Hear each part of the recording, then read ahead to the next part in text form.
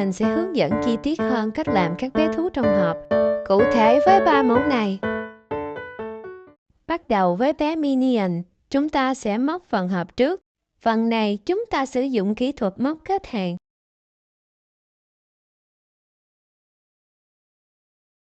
Đầu tiên tạo vòng ma thuật. Móc một bính.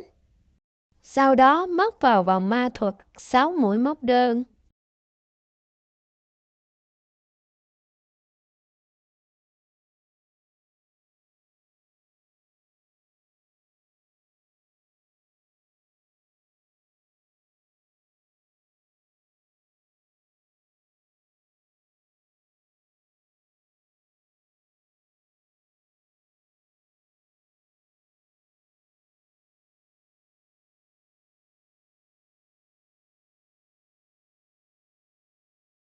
Sau khi móc đủ 6 mũi, các bạn kéo sợi len để đóng vòng.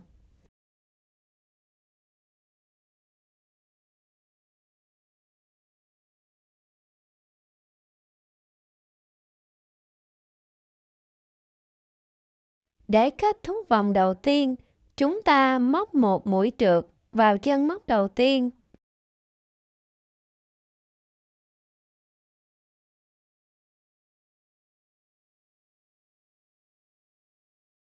Kéo chặt sợi len để điểm kết hàng đẹp hơn.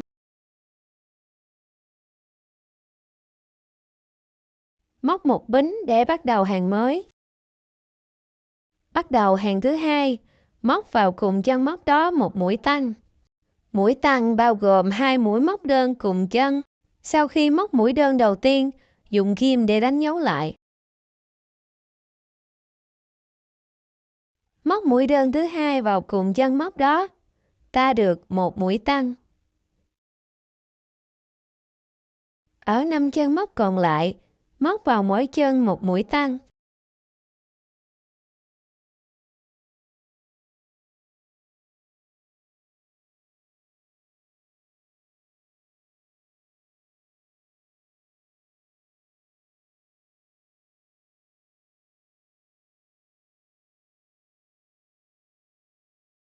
Kết thúc hàng thứ hai, móc vào chân móc đầu tiên một mũi trượt.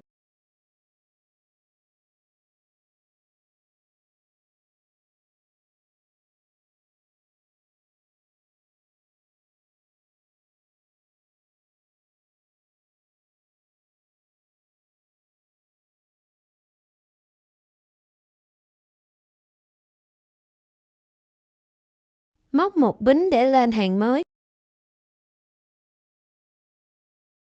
Hàng thứ ba chúng ta sẽ thực hiện các mũi móc ngoạch sau. Chúng ta sẽ đâm kim móc qua các lỗ này.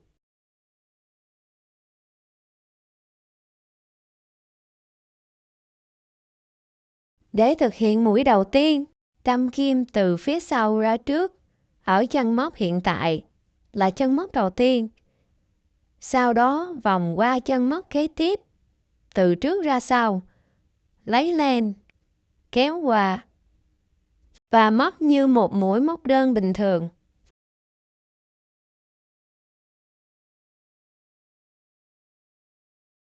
Dùng kim đánh dấu mũi đầu tiên. Mũi thứ hai thực hiện tương tự, đâm kim từ sau ra trước, ở chân móc hiện tại là chân thứ hai. Sau đó vòng qua chân móc kế tiếp, lấy len và móc một mũi đơn.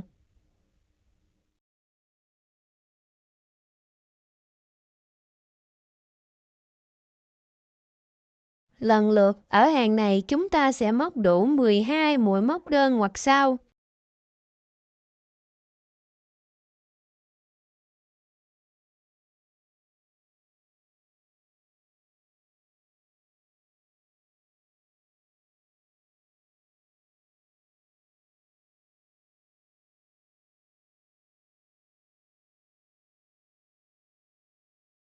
Kết thúc hàng thứ ba, móc một mũi trượt vào chân móc đầu tiên.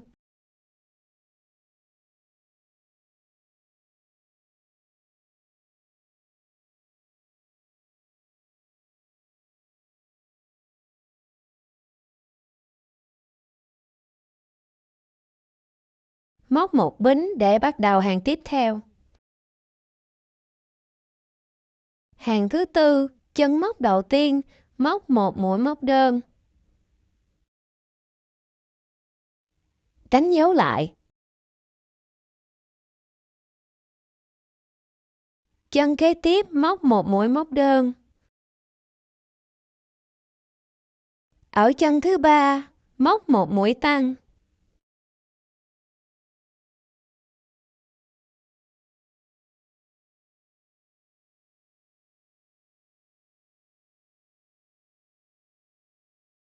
Móc lần lượt 2 mũi đơn, 1 mũi tăng, như vậy lặp lại đến cuối hàng. Kết thúc hàng thứ tư, móc một mũi trượt vào chân móc đầu tiên.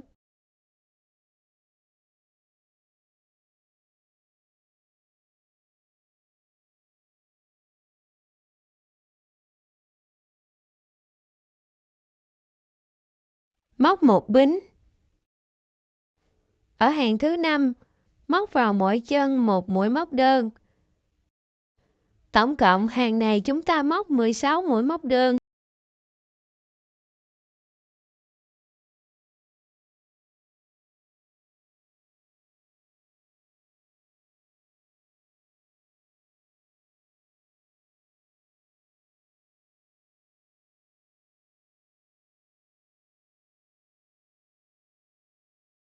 Kết thúc hàng thứ năm, móc một mũi trượt vào chân móc đầu tiên.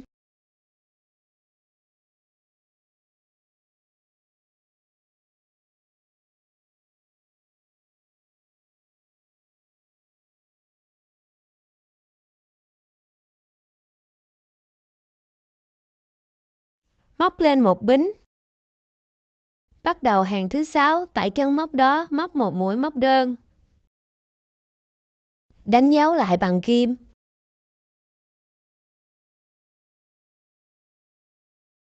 Hai chân móc tiếp theo, mỗi chân móc một mũi móc đơn. 1,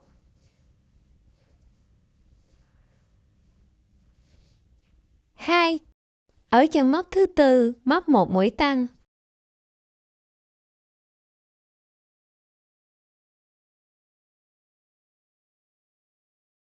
Các chân móc còn lại, chúng ta sẽ móc lần lượt theo cụm 3 đơn, 1 tăng, lặp lại đến cuối hàng. Kết thúc hàng 6, móc một mũi trượt vào chân móc đầu tiên.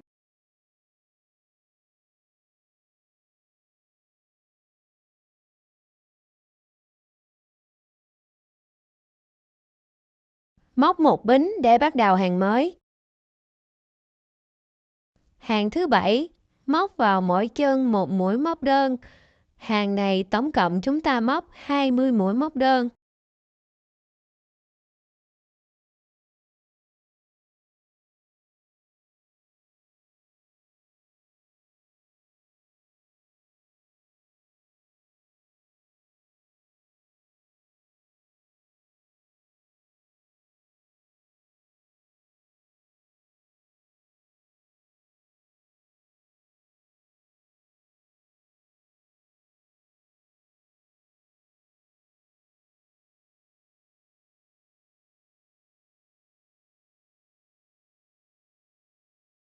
Như các bạn có thể thấy, mỗi chân móc gồm 2 tiếp, tiếp ngoài và tiếp trong.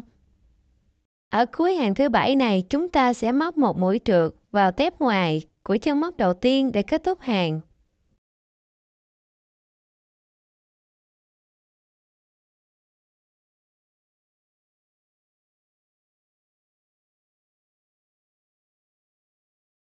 Móc lên một bính.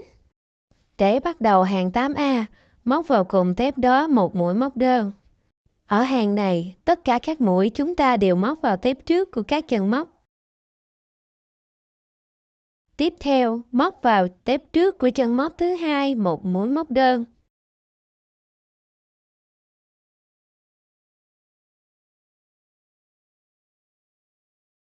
Ở tiếp kế tiếp, móc một mũi tăng.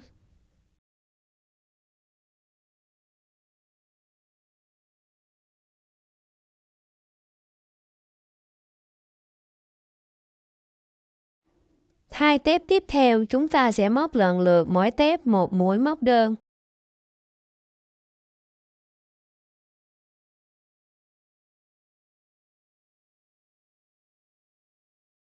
Lặp lại cụm 2 mũi đơn, 1 mũi tăng và 2 mũi đơn đến cuối hàng. Kết thúc hàng 8A, móc một mũi trượt vào chân móc đầu tiên.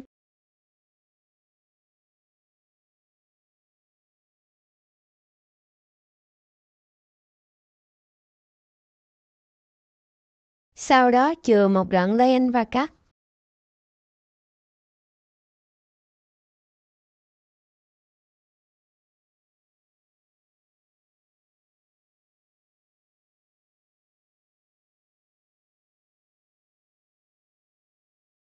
Đến đây chúng ta đã hoàn thành xong phần hộp. Bắt đầu móc phần thân, chúng ta sử dụng len màu vàng. Và phần này chúng ta sẽ dùng kỹ thuật móc xoắn ốc. Móc một bính.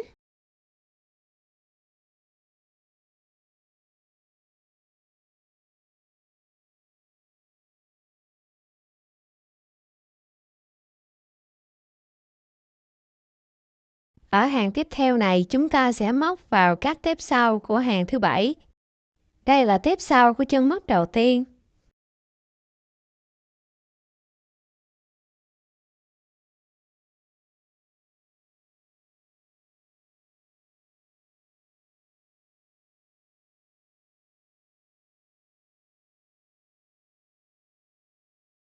Bây giờ chúng ta sẽ nối phần bính màu vàng vào tép sau đầu tiên của hàng thứ 7.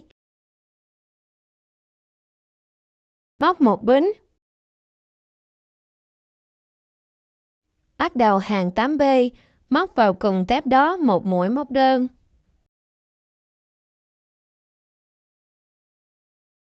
Đánh dấu lại bằng ghim.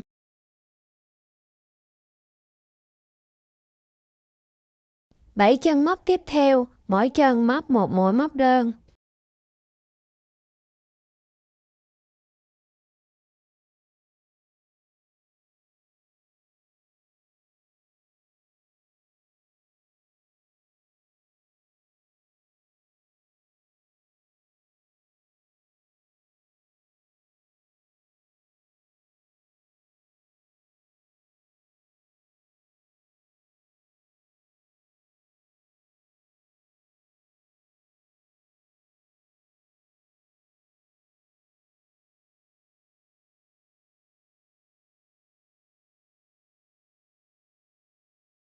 Đến chân móc thứ 9, chúng ta sẽ móc một mũi bắp. Để thực hiện mũi này, chúng ta sẽ quấn một vòng len, đâm kim xuyên qua chân móc, lấy len, sau đó rút sợi len qua hai vòng đầu tiên trên kim. Lặp lại tương tự thêm 2 lần.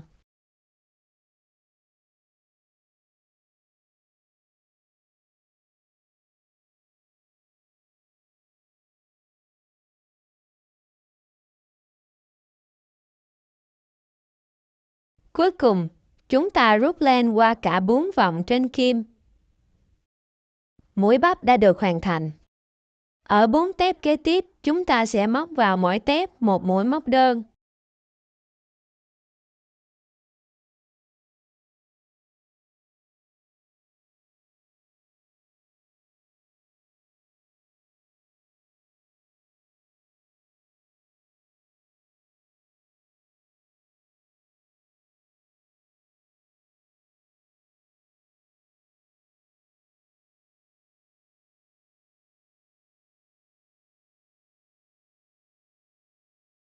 Tiếp theo, móc một mũi bắp.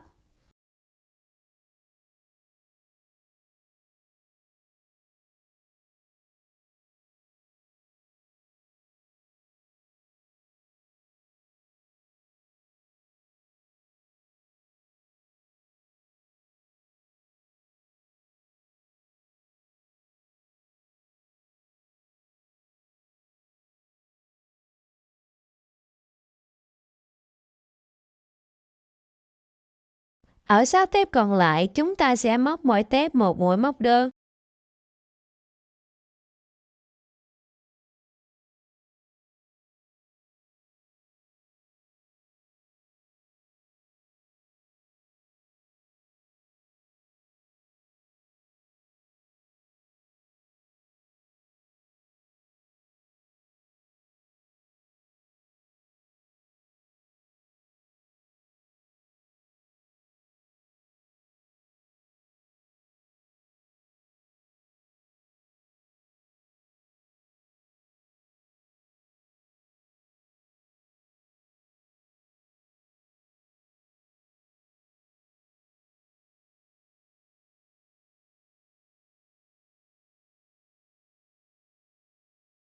Kết thúc hàng 8B. Vì mất xoắn ốc nên chúng ta sẽ không mất một mũi trượt và một bính. Bắt đầu hàng thứ 9, móc một mũi giảm. Luồn kim qua tiếp trước của chân móc đầu tiên và chân móc kế tiếp để lấy len.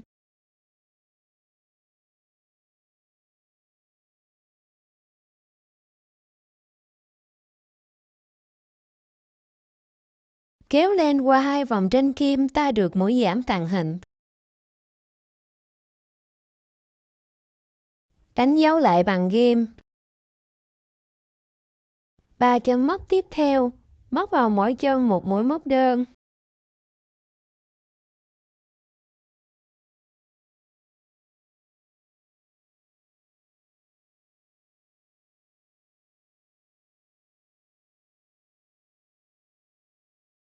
Các chân móc còn lại chúng ta sẽ lần lượt móc một mũi giảm, 3 mũi đơn, lặp lại như vậy đến cuối hàng.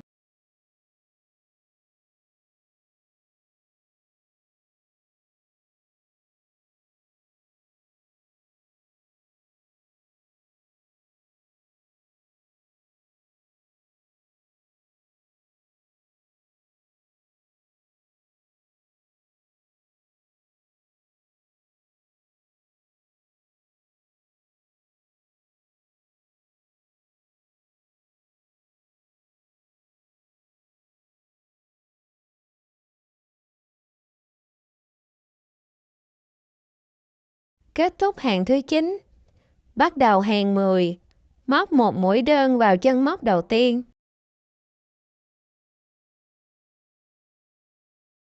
Đánh dấu lại bằng ghim. Các chân còn lại, mỗi chân đều móc một mũi móc đơn. Hàng này tổng cộng chúng ta móc 16 mũi móc đơn.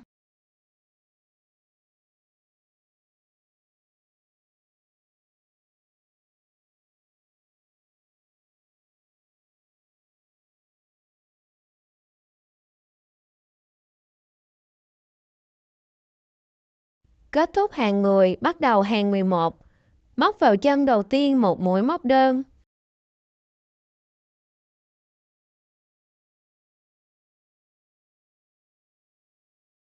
Dùng ghim đánh dấu lại.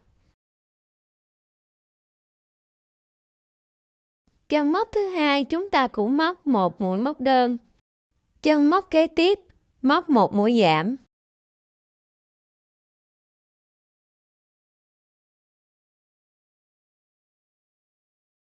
Các chân móc còn lại, móc lần lượt 2 mũi đơn, một mũi giảm, lặp lại đến cuối hàng.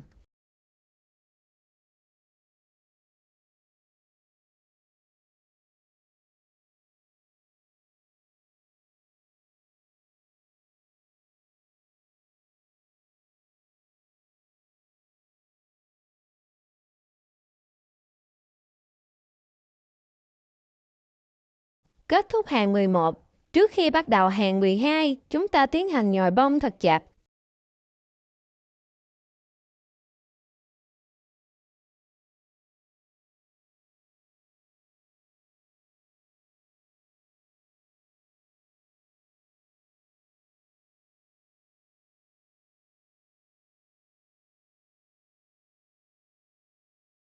Bắt đầu hàng 12. Ở hàng này chúng ta móc tổng cộng 6 mũi giảm.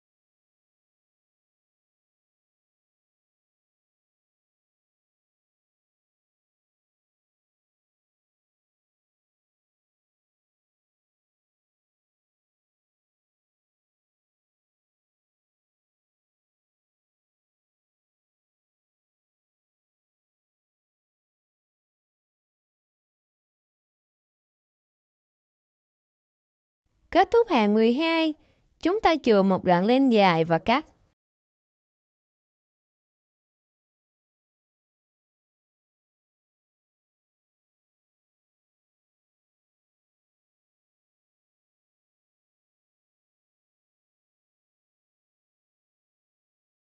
Bây giờ chúng ta bắt đầu khâu dấu chỉ.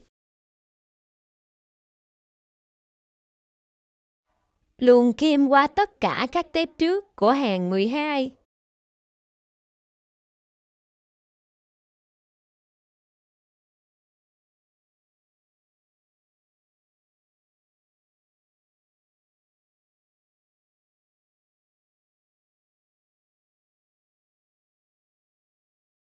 Kéo thật mạnh sợi len để khép vòng. Giấu chỉ thừa vào phần thân.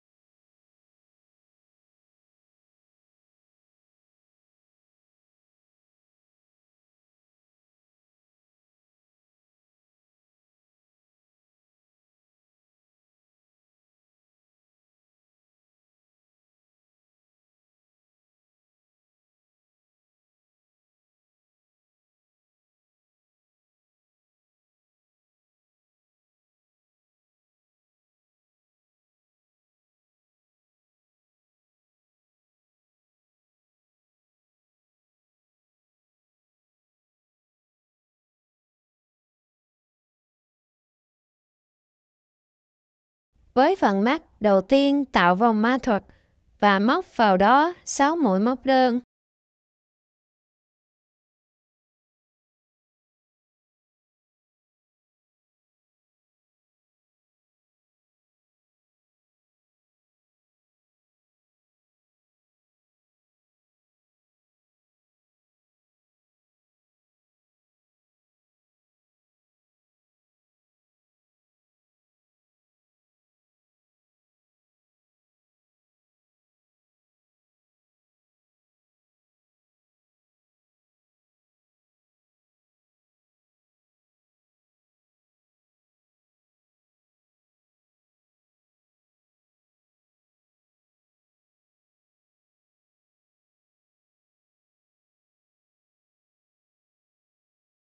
Bây giờ, chúng ta sử dụng len xám để nối vào phần len màu trắng. Cột một nút thắt vào đây.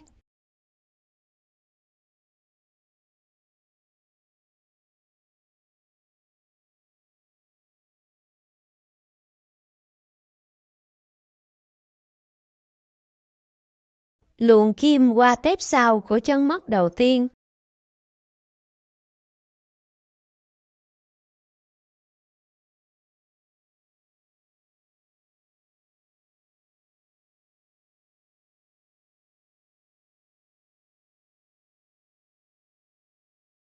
Lấy phần len màu xám và móc một mũi trượt.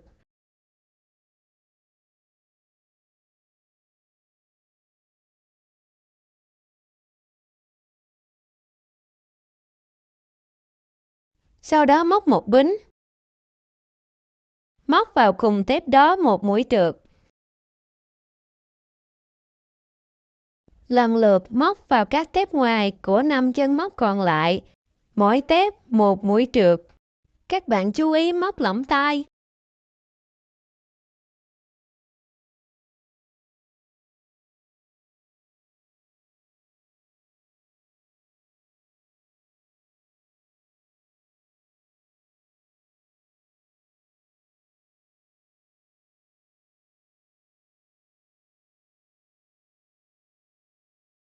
Móc xong mũi trượt thứ 6, chừa một đoạn len dài và cắt.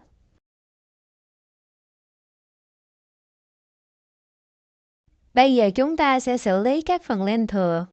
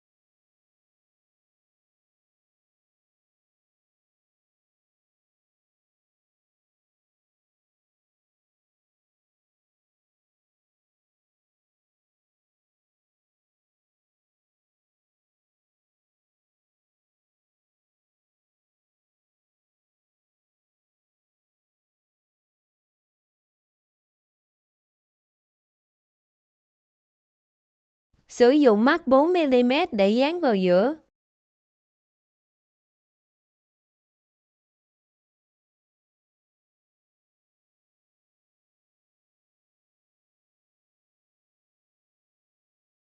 Dán phần mắt vào đầu.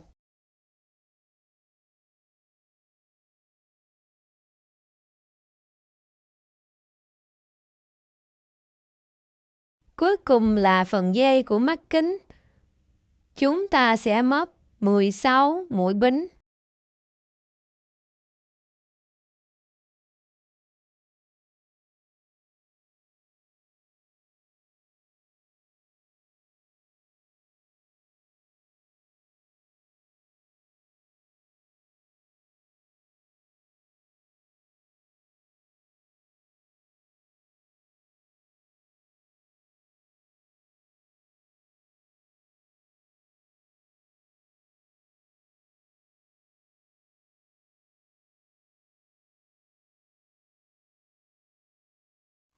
Cắt bỏ 2 đoạn len thừa.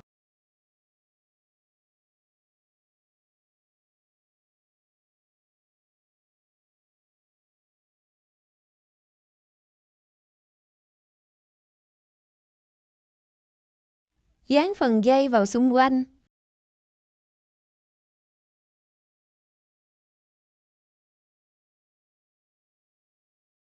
Đến đây là hoàn thành bé Minion.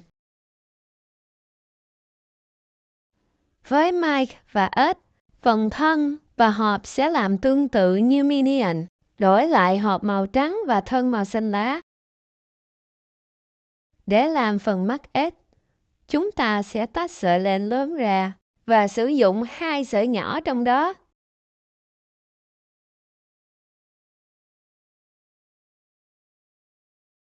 Tạo vòng ma thuật và móc vào đó 6 mũi móc đơn. Sử dụng kim móc 2.2mm.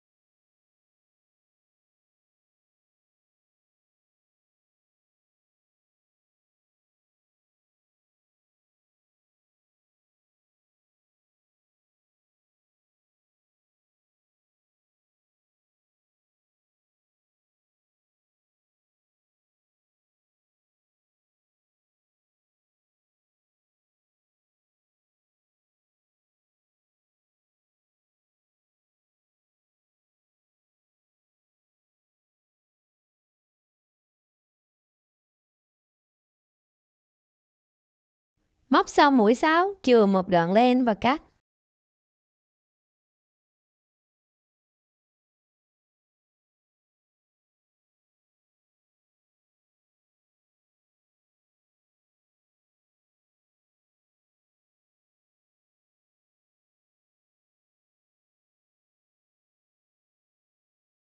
Đâm kim qua mũi móc đầu tiên và kéo sợi len thừa qua.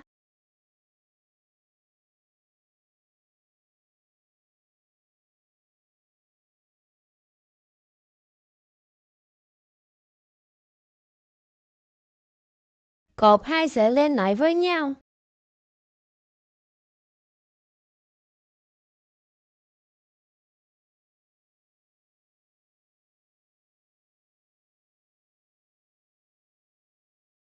Dùng 2 sợi len nhỏ còn lại để làm phần mắt bên kia.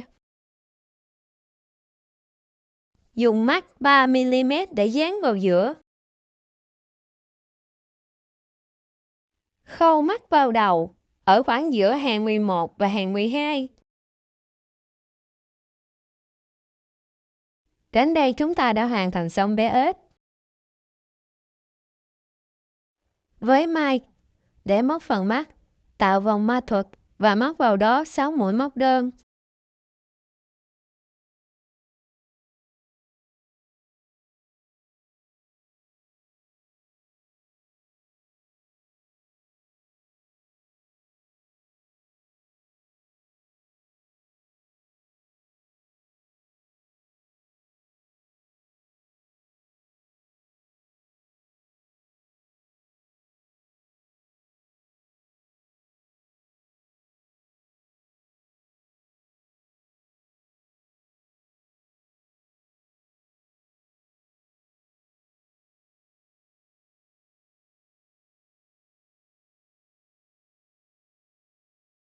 Chừa một đoạn lên và cắt.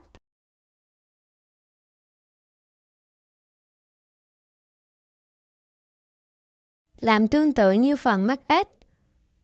Luồn kim qua chân móc đầu tiên. Kéo sợi len qua.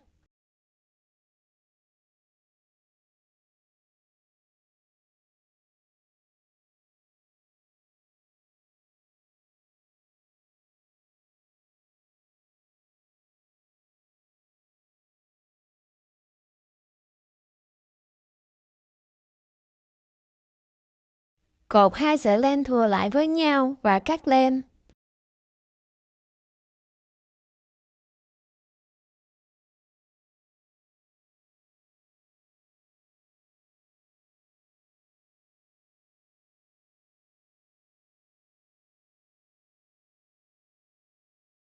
Dùng mắc 4mm để dán vào giữa.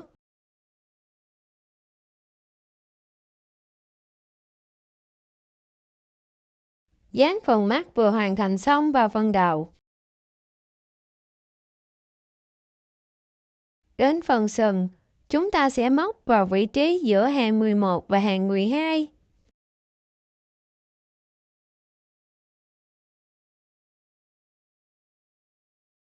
Chuẩn bị một đoạn len màu nâu dài khoảng 22cm. Ở một đầu dây, móc 3 bính.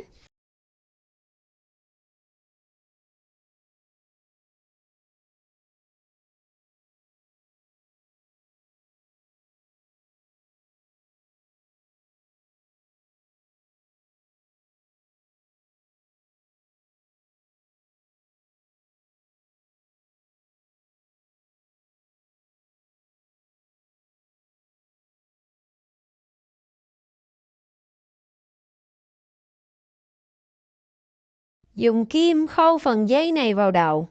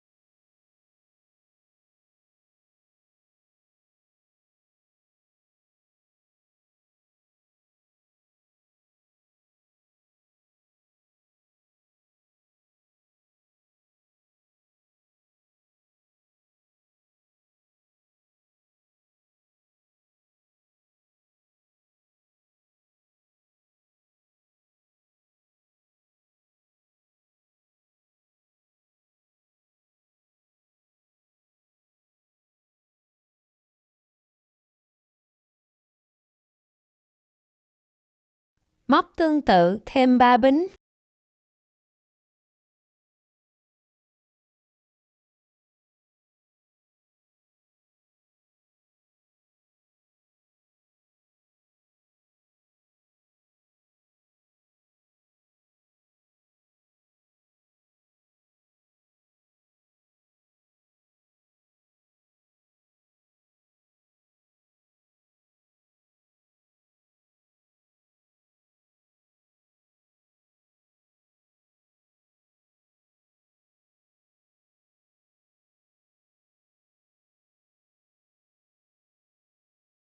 Giấu và cắt phần chỉ thừa.